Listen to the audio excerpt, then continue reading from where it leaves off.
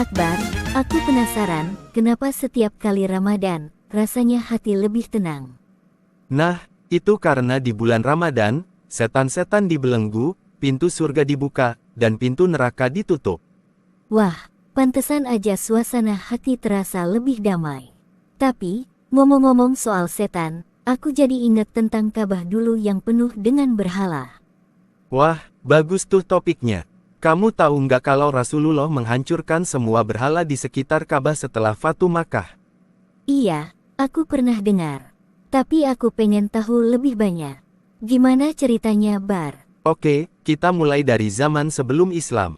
Dulu, Ka'bah memang dibangun untuk menyembah Allah, tapi seiring waktu, kaum Quraisy mulai memasukkan berhala-berhala ke dalamnya. Ih, kok bisa gitu? Ya, awalnya orang-orang menghormati nenek moyang mereka, lama-lama mereka mulai menyembah patung-patung sebagai perantara. Sampai akhirnya, di sekitar Ka'bah ada lebih dari 360 berhala. 360.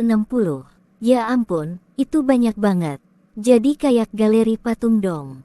Iya, bahkan ada berhala terbesar yang namanya Hubal, yang dianggap sebagai dewa utama orang Quraisy. Terus, Rasulullah pasti sedih banget melihat Ka'bah dijadikan tempat menyembah berhala, ya. Banget, makanya, ketika Allah memberikan kemenangan kepada Rasulullah dalam peristiwa Fatu Makkah, Rasulullah langsung menuju Ka'bah untuk membersihkannya. Aku suka banget kisah Fatu Makkah. Rasulullah masuk ke Makkah tanpa perlawanan, kan? Iya, itu adalah kemenangan besar yang Allah berikan kepada Rasulullah setelah bertahun-tahun ditindas oleh kaum Quraisy. Rasulullah memimpin 10.000 pasukan menuju Makkah dan kaum Quraisy tidak bisa berbuat apa-apa. Wah, kalau dipikir-pikir, dulu kaum Quraisy itu keras kepala banget ya. Udah dikasih dakwah bertahun-tahun, masih aja menyembah berhala.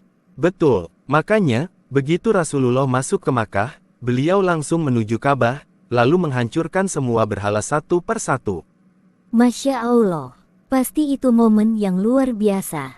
Banget, saat menghancurkan berhala-berhala itu, Rasulullah membaca ayat, dan katakanlah, kebenaran telah datang dan yang batil telah lenyap. Sesungguhnya yang batil itu pasti lenyap. Quran Surat Al-Isra, 81. Keren banget, aku bisa bayangin gimana suasana saat itu. Berhala yang bertahun-tahun disembah, akhirnya dihancurkan dengan ayat Allah.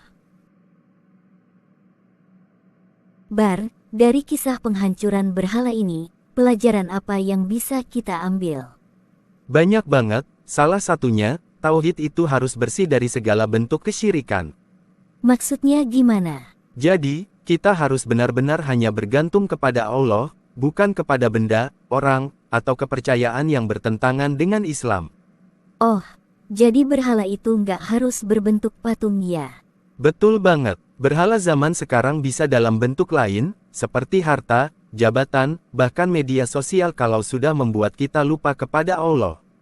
Wah, jadi kalau kita lebih takut kehilangan HP daripada takut kehilangan iman, itu juga bisa jadi berhala modern. Tepat, makanya, kita harus selalu mengevaluasi diri, apakah ada berhala dalam hati kita yang menghalangi kita dari Allah. Bar, kalau dikaitkan dengan Ramadan, bagaimana caranya kita bisa menghancurkan berhala dalam hati kita? Nah, disinilah hikmah puasa. Puasa itu bukan cuma menahan lapar dan haus, tapi juga membersihkan hati kita dari nafsu dunia. Maksudnya? Dengan berpuasa, kita belajar untuk mengendalikan keinginan duniawi seperti makanan, minuman, dan kesenangan. Kalau kita bisa menahan diri dari hal-hal halal, seharusnya kita juga bisa menjauhi hal-hal yang haramkan. Oh, jadi puasa itu kayak latihan menghancurkan berhala-berhala kecil dalam diri kita.